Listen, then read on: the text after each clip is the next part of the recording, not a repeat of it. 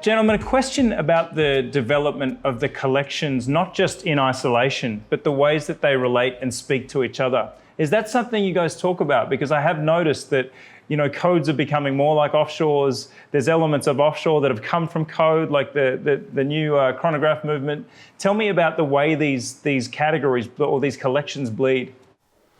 Okay, so as we are developing movements a long time before you see the watches, we have the ideas of what features to include, and sometimes we say, okay, this one would be more suitable for the offshore, this one would be for the code. And we take also inspirations from collection.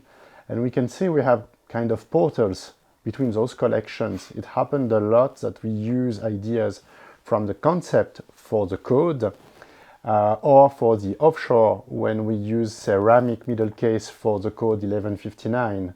So even for the tourbillon chrono that we released last year on the code 1159, when we designed it, we thought about offshorize it to be able to put it in the offshore, let's say that way. And there are features in it, in materials, colors, decorations, that are more offshore than code 1159. And of course, even if it's the same base movement, we gave it another name because it's we have a lot of different components from one collection to the other. Yeah, the bridges totally changed. Back to where we were at a minute ago, the code can warrant more curves, where in offshore, bridges have to carry that sportive aesthetic of the form language of the rest of the watch. So base caliber is the same, but the bridge work and organization of the bridges is totally different, as the materials and colors and finishing techniques to give it that more aggressive aesthetic that you would expect from a Royal Oak offshore. And those portals back and forth are a great place to work, because that's when you start to see, we get a sense of what collections are the most liberated and what are the most constrained.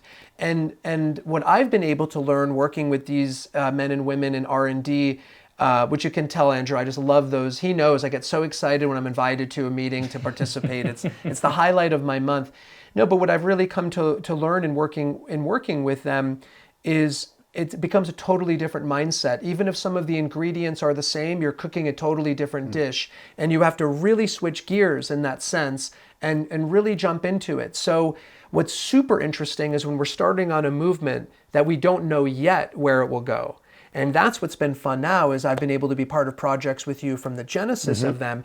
And sometimes we'll start a project and say, we predict this movement will give us the ability to work with code and concept, because those are the most liberated collections we have. What I mean by that is there's no rules. Both code and concept allow so much scope of creativity. Concept is clearly futurism, code is contemporary, but touches upon futurism. Versus Royal Oak, where of course we're going to be more limited in how wild or how expressive we can get, and that's where things like RD2 debut, because RD2 is all about what's underneath the dial, as opposed to an absence of a dial or an open worked elements. The true success of a collection can be measured in the demand for the high complications within that collection. Is that a fair general comment?